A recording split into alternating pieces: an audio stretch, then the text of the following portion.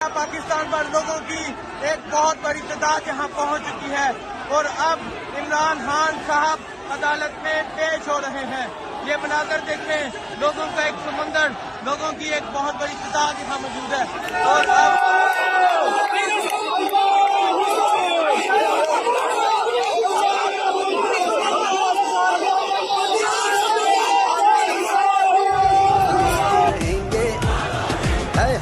हमारा आजादी हम लेके रहेंगे, आजादी हम लेके रहेंगे।